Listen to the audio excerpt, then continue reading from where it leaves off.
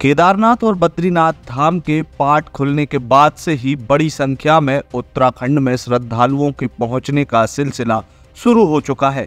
श्रद्धालुओं की संख्या इतनी ज्यादा है कि अब इन धामों पर अव्यवस्थाएं लगातार हो रही हैं और श्रद्धालुओं की संख्या ज्यादा होने के कारण कई किलोमीटर का जाम लग रहा है, जिसकी वजह से श्रद्धालुओं को कई घंटे जाम में फंसे भी रहना पड़ रहा है। इन अव्यवस्थाओं के बीच चारधाम यात्रा में कई श्रद्धालुओं की मौत की खबरें भी सामने आ रही हैं। ऐसे में यदि आप चारधाम की यात्रा जाने का प्लान कर रहे हैं तो थोड़ा समय लें और प्रशासन के द्वारा जारी की गई गाइडलाइन के ही अनुसार अपनी यात्रा का प्रबंधन करें। बता दें कि इस यात्रा में अब तक जिन श्रद्धालुओं की मौत हुई है उन श्रद्धालुओं में मध्य प्रदेश के भी कुछ श्रद्धालु शामिल हैं, जिन्हें सरकार के द्वारा सहायता राशि देने की घोषणा की गई है।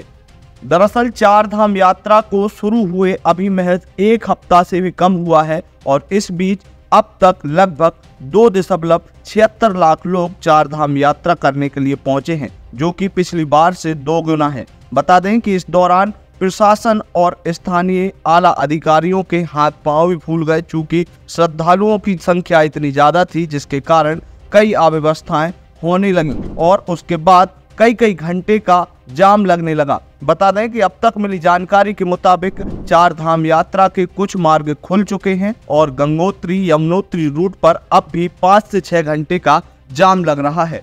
जब लगातार उत्तराखंड की चारधाम यात्रा से अव्यवस्थाओं की खबरें सामने आई, उसके बाद शासन और प्रशासन एक्टिव मूड में आया और लगातार श्रद्धालुओं को राहत देने के प्रयास शुरू किए गए हैं। बता दें कि बुधवार को भी श्रद्धालुओं को लंबे जाम से राहत नहीं मिली।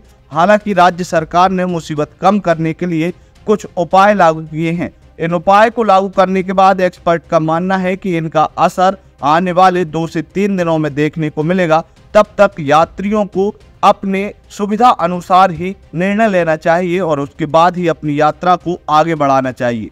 जानकारी के मुताबिक अभी सबसे ज्यादा दिक्कत यमुनोत्री और गंगोत्री के मार्ग पर बनी हुई है। यमुनोत्री में पालीगाड़ से कुथनौर तक लगभग 4 से 5 किलोमीटर, तो गंगोत्री रूट पर गंगनानी के आगे 7 किलोमीटर तक सैकड़ों गाड़ियां जाम में फंसी हुई हैं। गाड़ियों के पहिए कई घंटे तक थमे रहे। ट्रैफिक निकालने के लिए उत्तरकाशी प्रशासन ने अनावश्यक जगहों पर लगा सख्त वन वे बंद कर दिया। इससे गाड़ियों को एक साथ आना जाना शुरू हुआ तो ट्रैफिक धीरे खुलने लगा।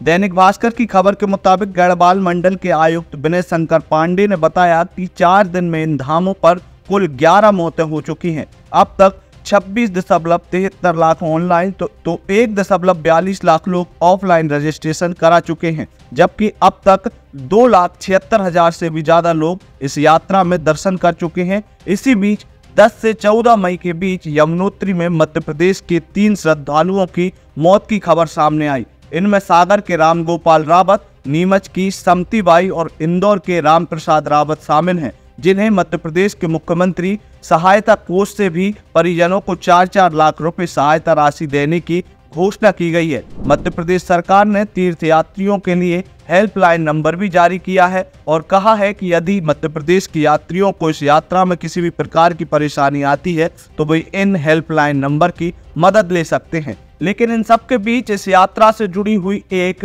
अटपटी खबर भी सामने आई कि जब यात्रा की गड़बड़ी से संबंधित खबर दैनिक भास्कर के द्वारा छापी गई तो उस पर स्थानीय उत्तराखंड पुलिस के द्वारा FIR भी दर्ज की गई है। इस खबर में बताया गया था कि 45 किलोमीटर का जाम लगा हुआ है और लोग 25 घंटे से फंसे हैं। दर्शन के इंतजार में 10 लोगों की मौत हुई है और इस खबर के बाद दैनिक भास्कर के संवाददाता पर FIR हुई। इन सभी खबरों के बीच आयुक्त की मध्य प्रदेश के तमाम यात्रियों से यह गुजारिश है कि वे भी यदि चारधाम यात्रा का प्लान बना रहे हैं तो पहले गंगोत्री यमुनोत्री सहित सभी चारों धाम की यात्रा के जो रूट हैं उन रूट पर लगे जाम की स्थिति जान लें, उसके बाद ही चारधाम यात्रा के लिए पहुंचे, नहीं तो मध्य प्रदेश सहित पूरे देश भर के यात्रियों को अव्यवस्थाओं का सामना करना पड़ सकता है।